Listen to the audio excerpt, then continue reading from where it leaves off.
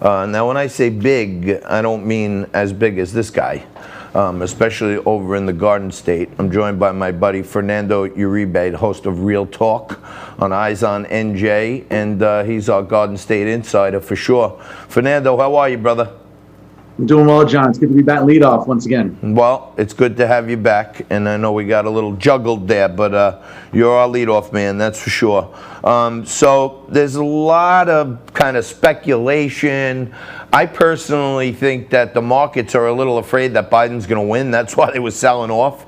But today it looks like, you know, with the Des Moines Register poll, with the Pittsburgh Post-Gazette coming out and endorsing Trump, I think the markets are like, all right, Trump's going to win this thing, and I think they're feeling a little better. What do you think looks interesting out there in the stock world now? Well, John, listen, I don't want to step on your toes because you're the expert here, but as a layman and a regular everyday working guy here in New Jersey, it was interesting to see the exact same report that you just alluded to as it pertains to the markets, and seeing the fact that with the president's reelection, we'll see stability once again. And John, this is something for our audience to also keep in mind for those of us that try to study the stock market and look at what stocks are a reasonable buy and which ones are risky. It's important to remember that a lot of these companies have benefited from the tax break that the president enacted, if you recall, in 2017. And with the economy recovering as it has even during this pandemic, what we're looking at ultimately is a lot of these medium-sized companies being a very attractive buy for those that, let's say, maybe don't have a lot of disposable income on their hands and they want to invest something into the stock market. I would argue that, listen, do your homework. And once you do that, and again, whether it's relying on experts like yourself or others online, I think it's a good investment of your time and money, as we're going to see the president get reelected in less than 48 hours. Well, look, from my heart and my emotional side, I say Trump's winning. There's no doubt about it. Me personally, if I were an investor with some cash on the sidelines right now, I would be holding steady right now until after the election, because you never know what could happen here. So it's not a great organic entry point right here.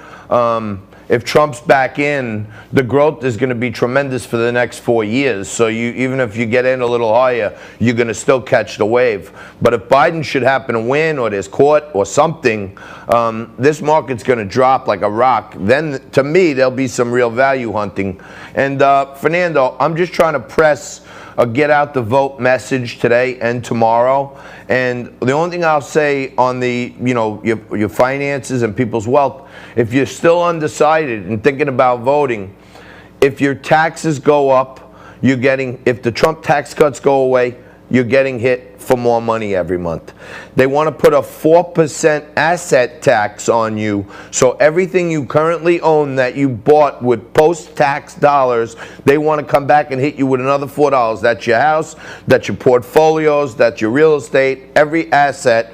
They're going to 4% flat tax. So think about that. Suburban housewives, 7% payroll tax is going to go away, so you're getting a 7% reduction there, and then they're going to hit you for 4% of your entire net worth. It's really a simple way of putting it. You're going to get killed here. Absolutely, John. And you know what's really interesting to me, and I come across a lot of debate on social media with my colleagues in academia. And again, listen, I'm not an economist by any means, but you don't need a degree in economics to understand that this liberal mindset about taxing the rich, and yes, everyone should pay their fair share in the top tier. Okay, if you want to go with that mantra, fine. But the problem is, though, John, there's only a certain amount of top tier, earners that can be taxed, and at some point, it trickles down to the middle class or lack thereof, which is disappearing in this country, and that's how people get screwed every single year. It's amazing to me that so many individuals, whether in the liberal media, in elected office, or even in pop culture, live and die on like these liberal economic talking points, and we all know they've been debunked, whether it's keynote economists like Thomas Sowell or others that know that these policies don't work, John. It's mind-boggling to me that even people in higher education don't understand this. I'm sure. I'm definitely with you. I'm looking at some of these stocks that you're talking about, and I'll just give you, an alternative perspective for those of you out there watching and thinking about what to do with your portfolio. One of the stocks they're talking about here one of Wall Street's top analysts supposedly is talking about O'Reilly Automotive. Thumbs up from Wells Fargo's Zachary Fadem, reiterating a buy.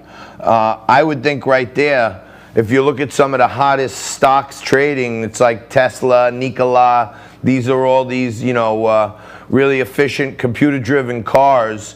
And my first inclination is to think whether Trump's president or Biden's president, companies like O'Reilly who provide parts and things like that are probably going down. That's what I think. So. Well, that's a good observation. Spot on with that. Absolutely. Good job.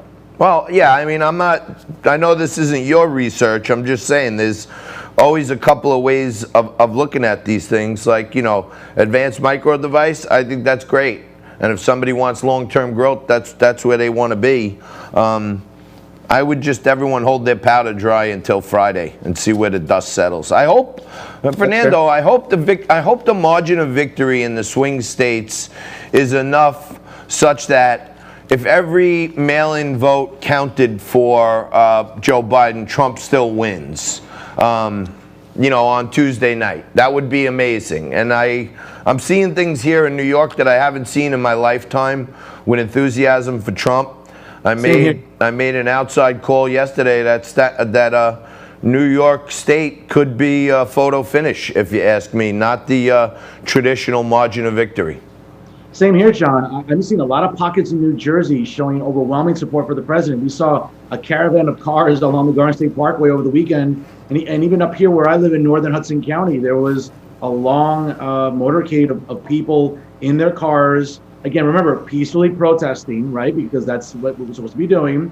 And I would argue that I wouldn't be surprised if the president's margin in New Jersey is a lot less than it was 4 years ago. I mean, he lost New Jersey by well over 10 points to Hillary Clinton.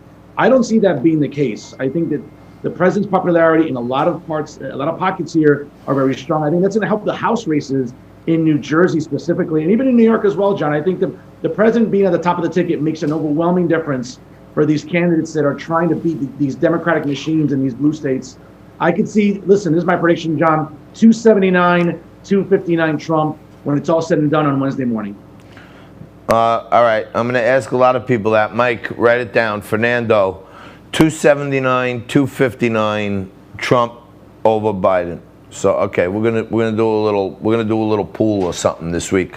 All right, my brother. Thank you so much for joining us. This guy's one of the best in the business. You got to check him out. He's the host of Real Talk on Eyes on NJ, and he's with us in the leadoff spot every Monday, right here on Liquid Lunch. Thank you, brother. Appreciate it. Thank you, John. Appreciate it. God bless you. Now, in a local Congress race here, one freshman Congressman, Max Rose, has run an awfully terrible campaign, spewing lies and misstatements all throughout the campaign. It's been a complete food fight, might I add. The Republican National Committee's in here, the Democratic National Committee's in here. All the big money from Washington is looking at this one seat like we could turn it. The Republicans want it back. The Democrats want to keep it. And I did a little research, and I looked into some recent things that this guy Max Rose was talking about. And he was on Morning Joe. And you know what I think of Morning Joe. It's Morning J-O. And the things that were happening, the things that he was saying, I just want to throw them in front of you for anybody still thinking about voting for this guy and others. You're not even going to believe it. Stick with us. We'll be back right after this.